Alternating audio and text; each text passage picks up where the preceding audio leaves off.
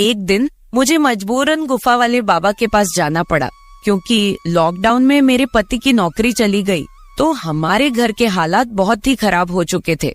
मेरी सहेली ने बताया था कि गुफा वाले बाबा के पास माथा टेकने से हर समस्या का समाधान हो जाता है।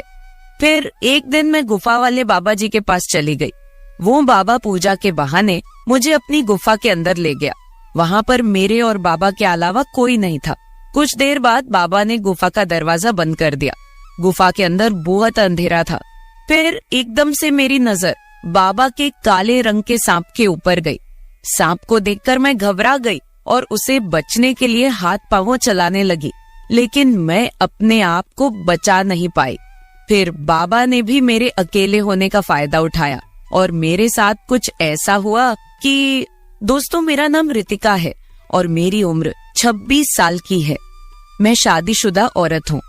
मेरे परिवार में मेरे पति राहुल और मेरी 2 बेटियां हैं। हमारी अरेंज मैरिज हुई थी। हमारी शादी को 15 साल हो चुके हैं। इसी बीच हमारी 2 बेटियां हुई। बड़ी का नाम हमने बड़े प्यार से रोशनी और छोटी का नाम काजल रखा। मेरे पति एक मिडिल क्लास फैमिली से बिलोंग करते हैं। वो प्राइवेट कंपनी में नौकरी करते थे, मगर कंपनी में लॉकडाउन के दौरान उनकी नौकरी जाती रही। फिर हम पंजाब से दिल्ली शिफ्ट हो गए और काम की तलाश करने लगे। मेरे पति को कोई काम नहीं मिल रहा था। वो कई दफ्तरों में इंटरव्यू देने के लिए जाते रहते, पर फिर भी उन्हें नौकरी नहीं मिल पा रही थी। इसी कारण हमारे घर में आए दिन पैसे को लेकर लड़ाई झगड़े होने शुरू हो गए। अब घर तो पैसों से ही चलता है। आम आदमी की जरूरत कभी खत्म नहीं होती। लिमिटेड पैसा होने की वजह से हम बहुत ज्यादा टेंशन में रहने लगे थे। हम दोनों के बीच अब और भी झगड़े होने लगे थे। मैं बहुत परेशान हो चुकी थी। फिर एक दिन मैं अपनी सहेली को ये सारी बातें बताई तो उसने मुझे बताया कि कोई बाबा है जो गुफा वाला बाबा के नाम से मशहूर है। कहते हैं कि उसके पास जाने से हर कोई समस्या का समाधान हो जाता है। दूर दूर से लोग उसके पास माथा टेकने के लिए आते हैं। उस बाबा को लोगों ने काफी बड़ा दर्जा दिया हुआ है। कहते हैं कि वो बाबा मन की शक्ति प्रदान करता है और लोगों के दुख तकलीफ दूर करता है। मैंने अपने पति को यह सारी बात बताई। मेरे पति इन सब बातों में विश्वास नहीं करते थे। उन्होंने मुझसे कहा, तुझे अगर जानना है तो जाओ, मगर मुझे इन सब के लिए फोर्स मत करना। मैं पहले से ही बहुत परेशान हूँ।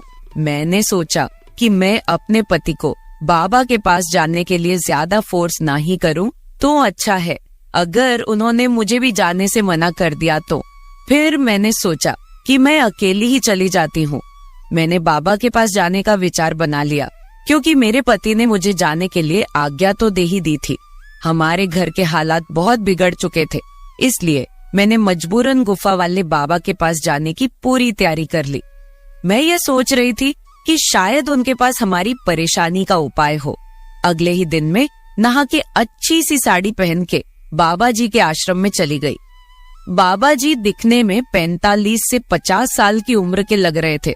उनके आसपास भक्तजन बैठे थे। उनके दोनों बाजू में 2 लड़कियां करीब 25 की उम्र की सफेद साड़ी में खड़ी थी। बाबा जी भगवान और शक्ति की बातें कर रहे थे। सत्संग खत्म होने के बाद सब लोग एक एक करके बाबा जी से मिलने जाने लगे। जब मैं उनके पास पहुंची तो वो मुस्कुराए और मुझे आशीर्वाद दिया और कहने लगे, पुत्री, तुम्हारे माथे की लकीर देख के लगता है कि तुम घोर कष्ट से गुजर रही हो। बताओ क्या कष्ट है? बाबा जी तेरा कष्ट दूर कर देंगे, कल्याण हो जाएगा। बाद में बाबा जी और लोगों को मिलने लगे और मुझे इंतजार करने को कहा। मैं साइड में बैठकर इंतजार कर रही थी। सबके जाने के बाद बाबा जी ने मुझे बुलावा भेजा तो मैं उनके पास गई। बाबा जी के साथ उनकी 2 सेविका भी थी जिन्होंने सफेद साड़ी पहन रखी थी। एक शिष्य भी था जिसने धोती पहनी थी। बाबा जी ने मुझे अपने सामने बैठाया और पूजा करने लगे। उनकी सेविका पीछे दिया लेके खड़ी थी। बाबा जी की आंखें बंद थी और वो अपने होंठ हिलाते जा रहे थे, जैसे कि मन में कुछ मंत्र का जाप कर रहे हो। फिर बाबा जी ने आंखें खोली और मुझे गंभीरता से देख के कहा, जिसका डर था वही हुआ पुत्री। तुम्हारी जन्म पत्रिका में दोष है, जिसकी वजह से तुम्हारे परिवार के विकास में बाधा आ रही है। इसके लिए तुझे पूजा करवानी होगी, इसका उपचार करना पड़ेगा। बाबा जी की बात सुन के मैं थोड़ा घबरा गई। मैंने बाबा जी से कहा, बाबा जी मैं बहुत ही मुश्किलों से गुजर रही हूँ, आप कोई भी पूजा कोई भी उपाय बताइए, मैं कोई भी पूजा करवाने के लिए तैयार हूँ। पूजा में जितना खर्चा आएगा आप मुझे बता दीजिए, हम लोग बहुत ही परेशान हैं, इसलिए मैं आपके पास आई हूँ। फिर बाबा जी ने कहा, कल तुम नहा के नए वस्त्र पहन के बिना सिंदूर लगाए और बिना मंगलसूत्र पहने आश्रम में आ जाना, हम कल से पूजा शुरू कर देंगे। ध्यान रहे किसी को भी इस पूजा के बारे में मत बताना, वरना विघ्न पड़ जाएगा। और घर में भी किसी को कुछ भी नहीं बताना कि मैं कहाँ पर जा रही हूँ। शायद मैं बता देती कि मैं कहाँ जा रही हूँ तो अच्छा होता, लेकिन बाबा जी ने कहा था कि पूजा में विघ्न पड़ेगा, इसलिए मैंने किसी को भी नहीं बताया। फिर मैं वहाँ से निकल के अपने घर आ गई। पूरी रात मैं सो नहीं पा रही थी। मैं ये सोच रही थी कि मेरी कुंडली में दोष है, मेरी वजह से पूरे घर पर मुसीबत आई है और अब मैं ही इसे सुधारूंगी भी। अगली सुबह में अपने पति को नाश्ता करा के अपने बच्चों को स्कूल छोड़ने के बाद वापस घर आई। मेरे पति भी नाश्ता करके ऑफिस के लिए निकल चुके थे। मैंने घर का सारा काम खत्म किया और फिर नहाने चली गई। मैं अच्छे से नहा के एक पीले रंग की साड़ी में तैयार हुई और फिर बिना सिंदूर लगाए और बिना मंगलसूत्र के बाबा जी के आश्रम चली गई। आज आश्रम में कोई नहीं था। मैं यह देखकर घबरा गई कि आज आश्रम बिल्कुल खाली क्यों है। मुझे अकेले वहाँ पर डर लगने लगा। मैंने एक शिष्य से पूछा कि आज आश्रम खाली क्यों है, तो उस शिष्य ने मुझे बताया कि गुरुजी के शिष्यों ने सबको कॉल करके बता दिया था कि आज आश्रम में कोई अनोखी पूजा है, जिसके कारण बाबा जी आज किसी से नहीं मिलेंगे। मैं वहाँ पहुँची तो बाबा जी की सेविकाओं ने बताया कि बाबा जी गुफा के अंदर है और वो तुम्हारा ही इंतजार कर रहे हैं। वो मुझे बोल रही थी, तुम बहुत ही भाग्यशाली हो जो तुम्हें बाबा जी के पास गुफा के अंदर जाने का मौका मिला है, क्योंकि बाबा जी गुफा के अंदर हर किसी को नहीं बुलाते। फिर उन्होंने मुझे गुफा के अंदर जाने का रास्ता दिखाया। वो मुझे गुफा के अंदर कमरे में लेके गई। वहाँ अंदर एक बेड था और उस बेड के सामने वाली जगह में बाबा जी ने एक यज्ञ का वेदी खड़ा किया था। मैंने सोचा कि यही बाबा जी यज्ञ भी करते होंगे और फिर रात में सोते होंगे।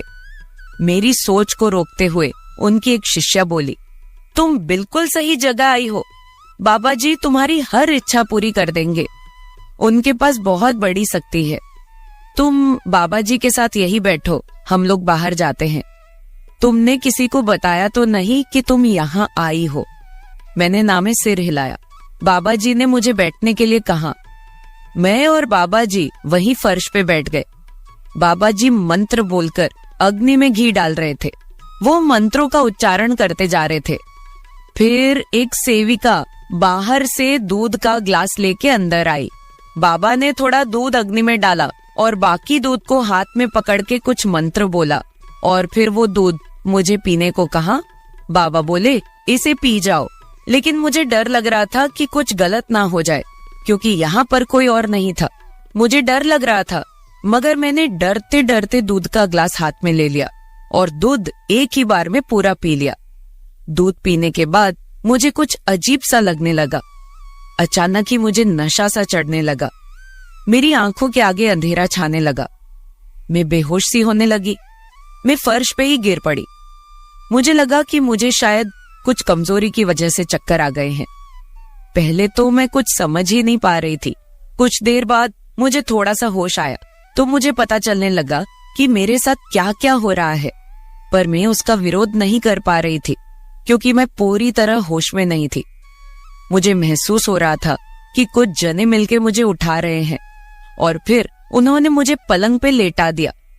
मैं आंखें खोल के सब कुछ देख रही थी मगर कुछ कर नहीं पा रही थी। फिर उस बाबा ने अपने शिष्य को बाहर इंतजार करने के लिए कहा। बाबा ने पूजा शुरू कर दी। मैं बाबा की यह हरकत देखकर हैरान रह गई। मैं सोचने लगी कि यह किस तरह की पूजा है। मेरे पति ने तो कई दिनों से मुझे छुआ तक नहीं था, क्योंकि वो अपनी परेशानियों से घिरा रहता था। घर की परेशानियों को देखकर मैं तो खुद बहुत परेशान थी अगर मैं परेशान ना होती तो यहाँ फर्जी बाबा के पास पूजा कराने कभी ना आती। बाबा के पास आने से पहले मैंने सोचा था कि अगर एक पूजा कराने से हमारे घर में सुख समृद्धि आती है तो इसमें हर्जी क्या है। लेकिन मुझे नहीं पता था कि यह बाबा मेरे साथ ये हरकत करेगा। मैं बेहोशी की हालत में बाबा की तरफ देख रही थी। वो मुझे बोलते जा रहा था कि पुत्री, एकदम से शांत हो जाओ और पूजा करो। मैं तुम्हारी सब परेशानी दूर कर दूंगा। तुम्हारे घर को भी शुद्ध करना पड़ेगा। किसी दिन तुम्हारे घर पे जाकर घर को भी शुद्ध कर देंगे। लेकिन मुझे अब धीरे धीरे पता चल रहा था कि कुछ गलत हो रहा है। फिर बाबा बोल रहा था, कैसा लग रहा है पुत्री, तुम्हारे दिल में जो भी परेशानी है दिल से निकाल दो। फिर बाबा जोर जोर से मंत्र उच्चारण करने लगा। सुबह जब मैं घर से निकली थी तो मैं बहुत खुश थी कि चलो पूजा हो जाएगी तो घर में कुछ बरकत होगी। लेकिन मुझसे बहुत बड़ी भूल हो गई थी कि मैंने किसी को बताया नहीं यहाँ आने के बारे में। अब अगर मैं विरोध करती हूँ तो ये बाबा मुझे मरवा डालेंगे और किसी को कुछ पता भी नहीं चलेगा। मैं वहां से भागना चाहती थी, मगर नशे की वजह से मैं कुछ भी कर नहीं पा रही थी। अब मुझे एहसास हो रहा था कि मैं जहां आकर कितनी बड़ी गलती कर दी है। यहाँ तो कुछ गलत काम होते हैं, बाबा तो लोगों की श्रद्धा के साथ खेलते हैं। मेरे दिमाग में बहुत सारी ऐसी बातें चल रही थी कि मैंने यहाँ आने की गलती क्यों की है। बाबा मुझे बोल रहे थे, शाबाश पुत्री, तुम बहुत अच्छे से पूजा में हिस्सा ले रही हो। तुम ऐसे ही पूजा करती रहो, मैं तुम्हारे घर की हर समस्या को दूर कर दूंगा। लेकिन मैं तो जान चुकी थी कि बाबा मेरी कौन सी समस्या दूर कर रहे हैं। मैं उसी दिन ठान लिया था कि मैं एक बार आश्रम से बाहर निकल गई तो मैं इस बाबा को नहीं छोड़ूंगी। मुझे अच्छे से पता चल गया था कि बाबा के डेरे में कौन से गलत काम होते हैं। अब मुझे बाबा के डेरे में होने वाली गलत हरकतों का भांडा फोड़ना था। अगर मैंने ऐसा नहीं किया तो ना जाने ये बाबा कितनी और औरतों के शरीर के साथ खेलेगा और पता नहीं कितने और घरों को तबाह करेगा। फिर करीब 2 घंटे के बाद मुझे अच्छे से होश आ गया था। बाबा मुझे बोले, पुत्री, तुम्हारी पूजा संपन्न हो चुकी है, अब तुम घर जा सकती हो। तुम्हारे साथ सब कुछ कल्याण होगा। मैंने बहुत अच्छे से पूजा की है और मंत्रों का उच्चारण किया है। अब तुम्हारे पति की नई नौकरी भी लग जाएगी और तुम खुशी से अपना जीवन व्यतीत करोगी। लेकिन मैंने तो ठान रखी थी कि मैं बाबा का पर्दाफाश करके ही छोड़ूंगी। अगर मैंने ऐसा ना किया तो ये बाबा भोले भाले लोगों को अपने जाल में फंसाए रखेगा और उन्हें लुटता रहेगा। फिर बाबा ने मुझे छोड़ दिया और मैं गुफा से बाहर आ गई। आश्रम से बाहर आने के बाद मैंने बहुत सोच विचार की और मैं सीधा वहां से पुलिस स्टेशन चली गई। पुलिस स्टेशन जाकर मैंने बाबा के खिलाफ कंप्लेंट लिखवाई। बाबा ने जो जो कुछ भी मेरे साथ किया था मैंने सब कुछ वहां पर बता दिया और पुलिस को साथ लेकर बाबा के आश्रम पहुंच गई। पुलिस ने बाबा को गिरफ्तार कर लिया। आज वो बाबा जेल के अंदर अपने गुनाहों की सजा पूरी कर रहा है। जब मैंने उस बाबा के खिलाफ आवाज उठाई तो बाद में और भी बहुत सारी लड़कियां सामने आई जिनके साथ बाबा ने गलत काम किए थे। घर जाने के बाद मैंने हिम्मत करके वो सारा कुछ अपने पति को बताया जो बाबा ने मेरे साथ किया था। मेरे पति ने मेरी सारी बात समझी और मुझे बोले कि मैं इसी वजह से इन बाबा लोगों पर विश्वास नहीं करता, जे ऊपर से दिखते कुछ और है और अंदर से होते कुछ और है। वो मुझे बोल रहे थे कि अगर मैं तुझे उस बाबा के आश्रम पर जाने से रोकता तो तुम्हारे दिल में भी इन बाबा लोगों के प्रति विश्वास बना रहता और तुम कौन सा मेरे रोकने से रुकने वाली थी। अब मेरे पति की जॉब भी लग गई है। जो मैंने उस बाबा के खिलाफ कंप्लेंट की थी उसमें मेरे पति ने मेरा पूरा साथ दिया और उस बाबा को कोर्ट ने उम्र कैद की सजा दी है। वो जेल के अंदर अपने गुनाहों की सजा भुगत रहा है। मेरे प्यारे दोस्तों, अगर आप ऐसी ही और भी इंटरेस्टिंग कहानियां सुनना चाहते हैं तो चैनल को सब्सक्राइब जरूर कर ले और बिल नोटिफिकेशन ऑन कर ले। कमेंट बॉक्स में बताएं कि आपको मेरी ये स्टोरी कैसे लगी। कल मिलेंगे ऐसी ही एक और वीडियो के साथ। धन्यवाद।